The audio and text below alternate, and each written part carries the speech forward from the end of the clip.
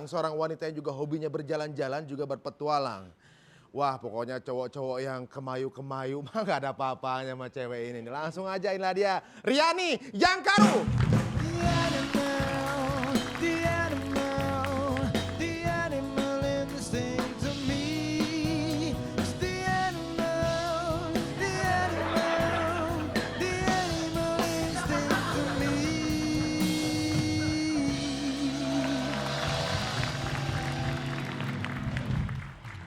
Ini settingan wanitanya berbeda ini. Ini posisi tangannya salah. Oh, gimana? Yang rapi dong. Oh ya. Yang rapi.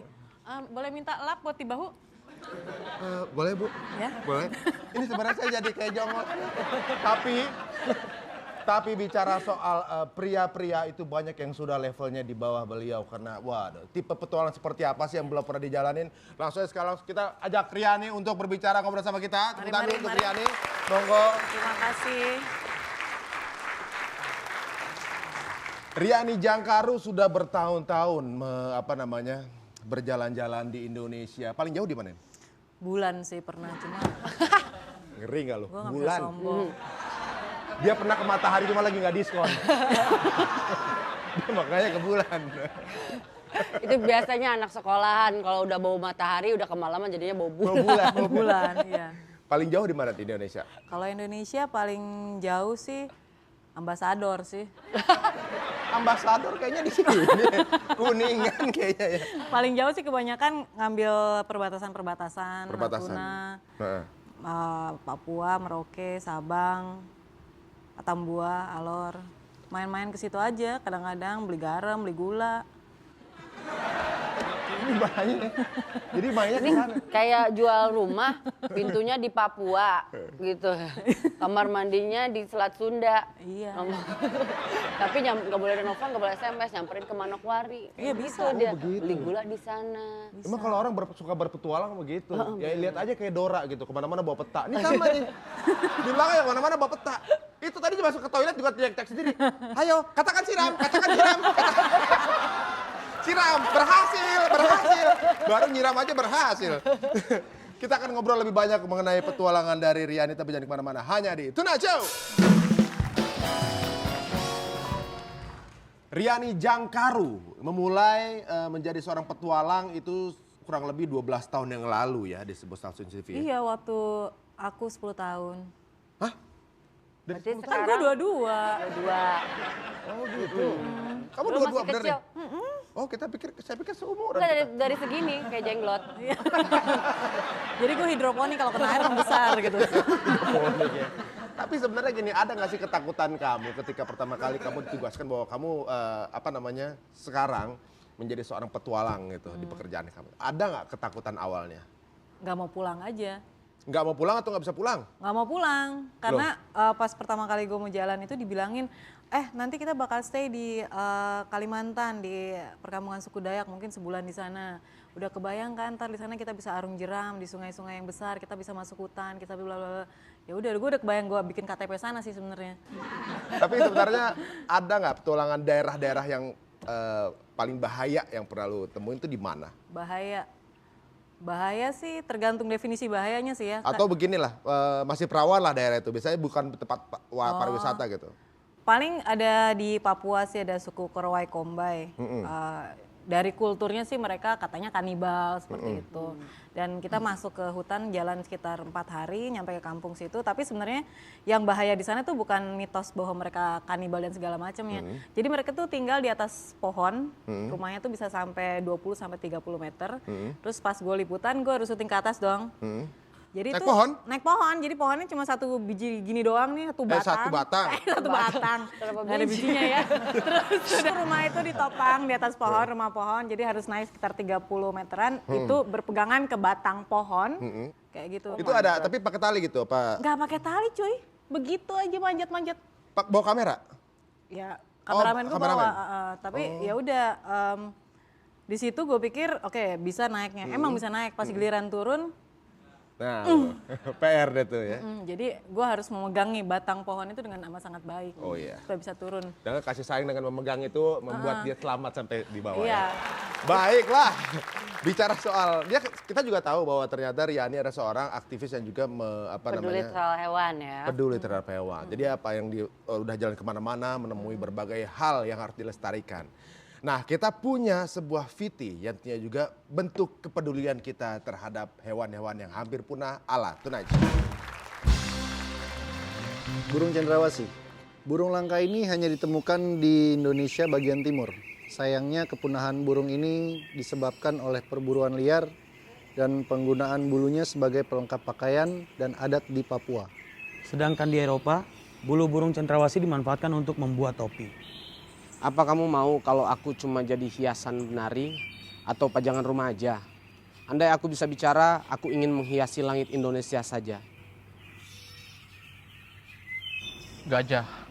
Permintaan gading yang cukup tinggi di pasaran Asia menjadi faktor utama penyebabnya kepunahan gajah. Seperti gajah Sumatera yang ditemukan mati mengenaskan karena dimutilasi dan diambil gadingnya saja. Di Provinsi Riau, populasi gajah pada tahun 1985 berjumlah 1.600 ekor. Dan kini diperkirakan jumlahnya tersisa 350 ekor. Apakah kita ingin anak kita tahu tentang gajah cuma dari buku sejarah? Tentu tidak. Selamatkan gajah dari perburuan liar. Badak bercula 1. Keberadaan spesies ini sudah sangat langka disebabkan adanya perburuan liar. Setelah diburu, cula yang ada pada badak diambil, bahkan dimanfaatkan sebagai pengobatan tradisional di Tiongkok di pasar ilegal. Harga 1 kilo cula badak mencapai sekitar $30.000. Rhino is short-sighted but always willing to find a way. Hey you wide-sighted human, have you no shame not to find other way to satisfy your greed by killing them? Monyet. Bentuk eksploitasi pada hewan ini sering sekali kita lihat dalam kehidupan sehari-hari, yaitu sebagai topeng monyet. Dan monyet juga yang seharusnya hidup di alam bebas ini, dirantai lehernya dan dipaksa melakukan atraksi-atraksi untuk menghibur penontonnya. Speak up, animal rights. Harimau Sumatera. Populasi harimau Sumatera mulai menurun. Hal ini diakibatkan adanya perburuan liar dan juga perdagangan ilegal kulit dan organ tubuh harimau. Organ satwa yang dilindungi ini akan dijadikan sebagai jimat dan juga koleksi. Kita bukan hidup di atas catwalk, hidup kita di hutan. Stop perburuan, save harimau Sumatera. Lumba-lumba.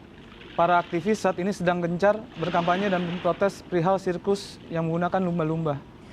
Lumba-lumba yang termasuk salah satu hewan langka di dunia ini juga seringkali digunakan sebagai umpan untuk memancing hiu.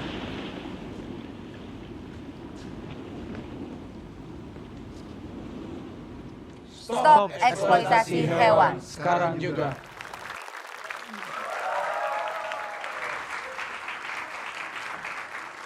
Itulah bentuk kepedulian kita terhadap hewan-hewan yang tereksploitasi. Tapi sebenarnya dalam perjalanan petualangan dari Yani sendiri menemukan nggak sih?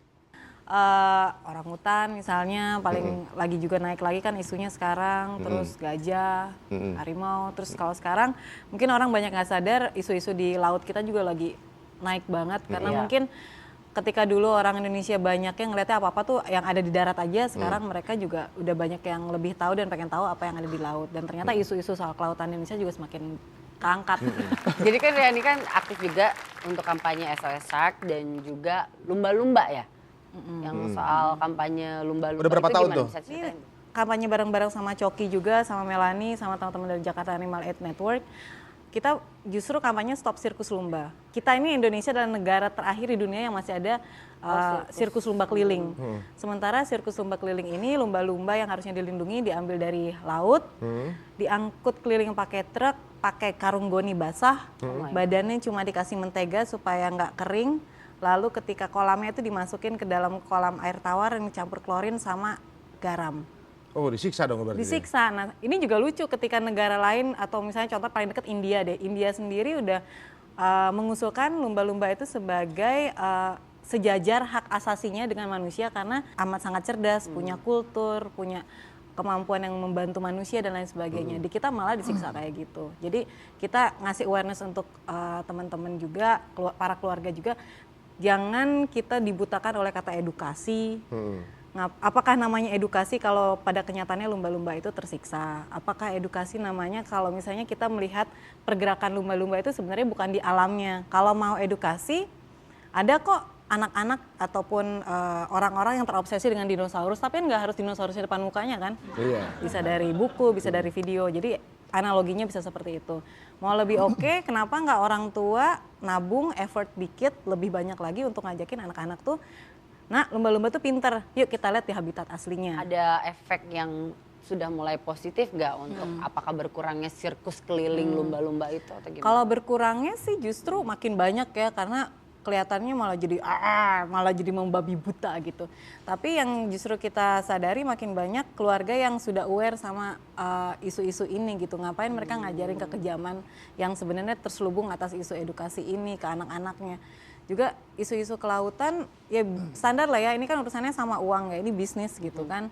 Ketika kita menyuarakan satu kepedulian, menyuarakan satu kebenaran, seringkali hal-hal itu malah ditutup-tutupi gitu. Lo tau nggak daging lumba-lumba itu dipakai sebagai umpan orang nangkep hiu loh. Iya. Oh ya?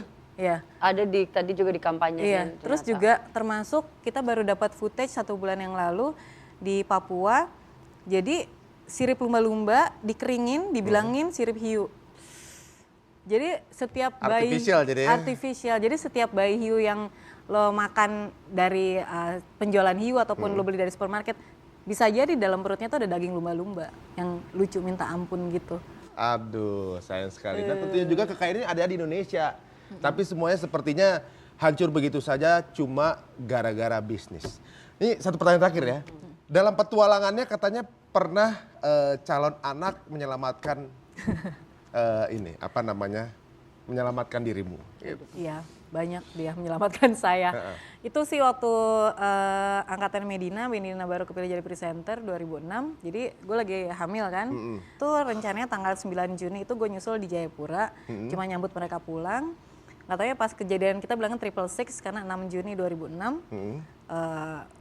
Perahu mereka kecelakaan kebalik, terus sampai sekarang satu kameramen kita belum ketemu gitu. Memang sih dalam dibilangnya gue ketolong sama janin, sama calon anak, nggak ikut, jadi nggak ada di kejadian itu. Tapi menjadi bersedihnya agak lama gitu, karena kan sahabat kita ini yang hilang sampai sekarang masih belum ketemu. Efeknya anak gue kayaknya jadi sensi-sensi gitu. Iya. Luar biasa. Tepuk tangan sekali lagi buat Riani Jangkaru, bisa menjadi contoh untuk para wanita, bahkan pria ya, untuk mampu dan juga berani berpetualang di Indonesia. Dan juga masih banyak sekali hal-hal yang perlu kita lestarikan. Selain spesies yang ada di Indonesia, ada juga ciri budaya yang mungkin orang lupa untuk memperhatikan dan juga melestarikannya. Jangan kemana-mana, hanya di Tuna Show.